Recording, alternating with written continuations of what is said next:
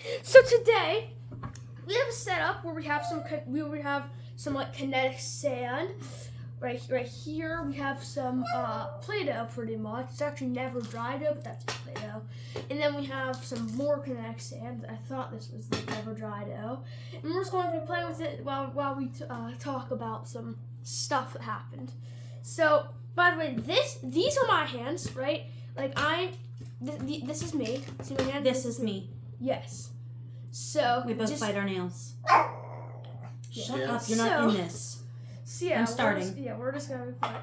So we can just be like telling some stories. I'm going to make a carrot. Yeah.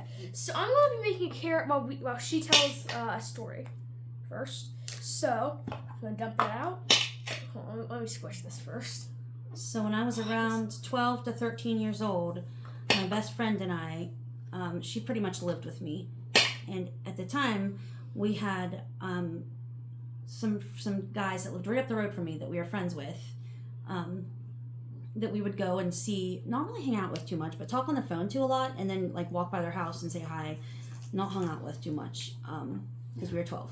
But there was this really creepy house that I later ended up running into when a dog came after us. I'll get into that later. There was this really creepy abandoned house. At the time it was abandoned, and it was always dark, and it was really tall, had a lot of stories in it, and people were like creeped out by this house. So I said, I had this old baby. It was like my kid sister baby doll from the 80s, but from a distance, and if you see the back of her, she looked kind of real. I took her hair out of her stupid pigtails almost as soon as I got her, and what I did was I said, let's prank these boys. It was we'll say Michael and his friend, who was named was AJ. And I said, let's prank these boys and tell them that we went into this house, which we did do, and we found an unalived person, not a live person. So Never once heard you say unalived. So we dressed her in my clothes, old clothes that didn't fit me anymore, shoes, shirt, jacket, Carrot. The whole thing. Nice. Here, wait. And then we put her on the ground and covered her in ketchup. And it's really dark in there, like I said, because there's no electricity because it's abandoned. And so it looked pretty convincing from a quick glance and a distance. So we went over, and we were very good actors. We said, oh my gosh, we just broke into that house across the street, because it was right across the street from them, right up the road from us. And you're not going to believe we found an unalive person. And our plan was to take them in and show them. For some reason, we're like, we'll be right back. We have to just run home for a second. And then we came back up through. And when we came back up through, there was like 6 cop cars sitting outside the house, and a bunch of policemen, and lights everywhere, and Michael and his family across the street looking very worried. So what had happened was Michael told his older sister, who freaked out and told her mom, who freaked out and called the cops, who freaked out and came to investigate, and found a baby doll covered in ketchup, and they said it was just a prank. So that's what happened. And for years and years and years, we never told anybody that we did that. Michael had no idea, like nobody had any idea, and then just a couple years ago, I remembered it and decided to say. So also at this abandoned house, right next door to it was a cop named Danny, who had this big husky mixed dog who they kept tied outside on a very short leash, and this dog was angry all the time and wanted to kill us. Heather and I would walk by, and this dog would do everything it could to get off its very short chain, poor dog, and come after us. And we were afraid of this dog. So we would usually cross the road, like what happens if it breaks its chain? At the time, the abandoned house that I referred to in the first story wasn't abandoned anymore. Someone moved into it, and they were living there, and I don't know who. I didn't know who it was, but we were walking by one day, as we did multiple times every day, and the dog always tried to get us. On this day, the dog successfully broke the chain, and it was terrifying. It immediately ran after us, and we immediately ran. I was a little faster than my than my best friend, and I didn't want to get eaten, so I just ran into this person's house, into the abandoned house that wasn't abandoned. I just ran inside, and there was a person sitting on the couch that just kind of looked at me. She didn't say anything. She just looked at me in shock, probably like, why are you in my house? That's awesome.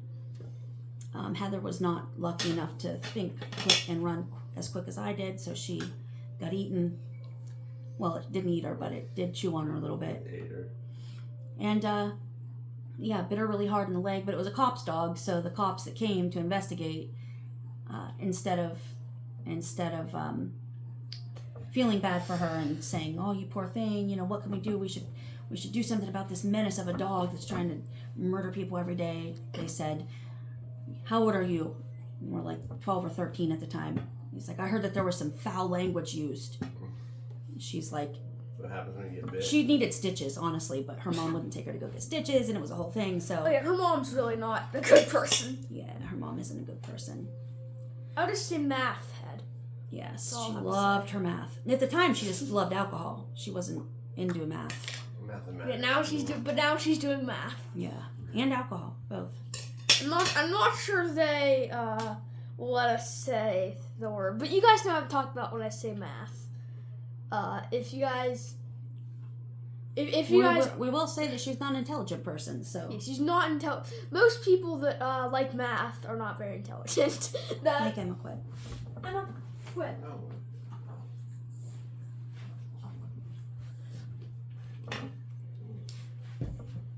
We want to continue the story? I was trying to think of another story that we could tell, maybe. Yeah. I'm About trying the to time where we went to there was a porch when we lived in Caddis. Jacoby and Jackson, my other son, and JW, my husband, and we lived in Caddis, Ohio, and there was a house up the road from us that for some reason all the little kids gravitated to. It was an empty house. In fact, I think it was condemned, but the porch was really What's fun. condemned mean? Closed off. Yeah, nobody could move in because for whatever reason the house was not in good shape. But we like to play on the porch and dance on the porch. And on this night, I was like, there was a praying mantis, and I've always loved praying mantis. I think that they're very cute. Is it praying mantises? Praying mantis? There's somebody else higher. This is you. So I said Jacoby, Jackson, me, and JW. Yes, So I was like, oh, there's a praying mantis up here. And I've always been kind of freaked out by a lot of big insects, spiders especially, cockroaches. Saying the word even gives me shivers. But this was like, I'm going to show them how cool a praying mantis is, and it's going to make them, so I'm not spreading my fear of insects to them. That was my plan. So I'm like, look at this really cool praying mantis, you guys. And they fly. Do you guys know praying mantis fly? They do. They fly. I'm Jacoby, by the way, just in case anybody's wondering. And when I went to pick it up and show it to Jackson, it flew and got stuck on Jackson's face or head or something, and he flung it off and got it stuck on me, and I screamed, and I'm screaming like, get it off, and then he's screaming, and everyone's freaking out, and so that didn't work. Yeah. Oh, I actually know that house. Another incident happened, also with insects this time. Okay, guys? So, tell the story of how I was stung by a bee when I was 2 years old. Excuse you. Where'd the case for this go? Oh, right there. Jacoby was, is this when you were on your ear? Yeah. Or your finger? The other what didn't it also happen with my toe too? No, that was my toe. I got stung by a hornet on my toe and it got all inflamed. But Jacoby got stung on his ear by a little bee, and it was swelled up and got all ouchy. He was just a baby. Jacoby is the highest pain tolerance ever. He never cried from vaccines. He never cried when I saw him bash his head off the sidewalk once, and he threw up, but he didn't cry. So twice whenever I had to get a shot or a vaccine or something, twice, I didn't flinch at all. They kind of just squeezed my shoulder, and it kind of hurt a little bit, but since it was they slowly started squeezing it didn't really hurt or anything. It did hurt, but not too bad. It didn't really. I didn't really The care doctor too much. was always so impressed when you were little. You didn't cry when you were little. Yeah. And got shots. And like since it was slow fade into it, then they just like did that and it already kind of hurt. So I didn't even realize that they did it. There used to be a method that nurses use called the Z-track method, where we would kind of squeeze the muscle around it, which I always do because it kind of distracts from the pain, but also kind of offset it a little bit. So you're kind of pulling the skin this way and then you give the injection and then you let go, and it kind of covers up the site so it doesn't bleed as much. I don't know why they don't teach that method anymore. I don't really do that anymore. I still like to use it every now and then, but because I'm a nurse, I give in shots. It's not just, I don't just study injections. Tell I'm gonna bleep in your salad. Oh. Tell Bleep Asper. in your salad. I was taking my son to a doctor's appointment. I used to work midnights, and I had to stay up afterwards to take my son to a doctor's appointment. The appointment wasn't until like 12, and I got done at like, with work at like 7:30. But I knew if I went to sleep, I wouldn't wake up for the appointment, and he didn't want anyone else going with him. So I just stayed up, and by the time we went to the appointment, I was like delirious. And so we went to the appointment, did the appointment, we were coming out, and someone cut me off, and there was someone cut me off driving, but there was someone walking too. Anyway, I had my window rolled down, it was summer, and I yelled the first thing that came to my delirious brain, which was, I'm going to SH in your salad. I yelled that loudly at the person who definitely heard me. And then Jackson immediately just looked at me and said, well, that was weird. And yeah, I felt... If you would have been like, what the hell? You could have immediately replied with, sorry, I said spit. I know it sounded like I said the S word, but I actually said That would have been spit. weird too, though. There were no salads. There were no Not salads. as There was weird no as buffet. pooping in their salad. Not as weird as that. Because like spit, because like wait, Oh, like look if how there that was cool. oh, that's so I love like that line thing. I'm just flattening this little thing out. Time for us to call Jackson up. Yeah. This made a good video, and so yeah, I'm going to dump this out. What I like doing is getting it in the container, dumping it out. And now it has like this cool pattern on it, just so cool when it's like that. And then I love taking it, squishing it. Oh, it's so satisfying. And I like taking these and just flattening them like this. Yeah, that's part of what I do. So I'm gonna close this. I'm gonna do a little bit of the Play-Doh. Never dried out. Never dry. I'm gonna do a little bit of the never dry dough. You know, I'm actually gonna do the yellow one. We have some yellow. This is also Kinnetic sand, even though it's the same container as these two never dry doughs. I'm gonna close that up.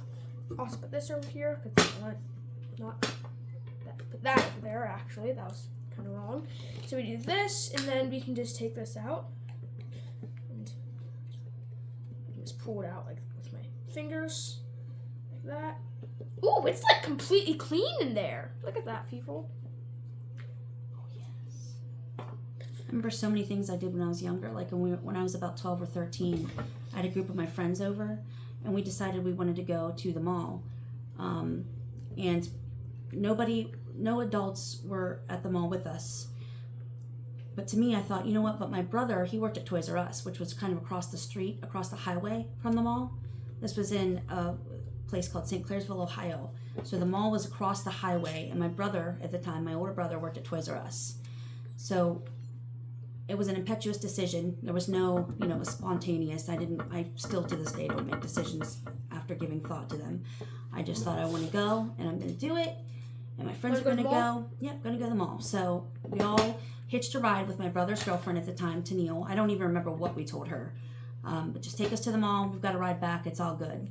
And then we walked around the mall. We ate at Wendy's. We had a great time, and then it was time to go to Toys R Us to meet my older brother, who didn't know we were coming. So he could have left early. There's so many things could have happened, but us four little pre-teenagers crossed the highway in the dark and found my brother at Toys R Us, who drove us home. I just think how many crazy things could have happened. I mean, we could have been creamed on the highway. We could have been A lot of bad things could happen because of my Creamed? Creamed. yeah Whipped creamed. I think multiple lane highway. What is that? What does creamed mean? Like if a car An strikes accident. you, That means you got creamed? yeah, and then kills you. Yeah. Yeah. That was not. You walked there, or well? No, obviously. Tennille drove us. It was 30 miles, and then we walked from the mall to Toys R Us, which wasn't a far walk if there wasn't a highway But you between. still had to, you had to cross over the highway to get there. Yeah. He got off at 10. Toys R Us closed at 9, so we're going there when it's dark. It's dark, and we are 4 pre-teenage girls just walking across the highway and then at dark to get to Joey, who had no idea we were coming. I'm gonna do this. I'm gonna flatten it out. He didn't yell at me. I can see him not yelling. I can see him thinking, you know, I've done this stupid when I was young too. I'm going to like make a little circle. I'll flatten it out a little bit better, like that. Okay. And so now we have like a little circle. So now we can use a knife. Flatten those. Look how satisfying and flat. It feels so Love cool. the I'm flatten. gonna have Jackson come up now so we can play Cards Against Humanity.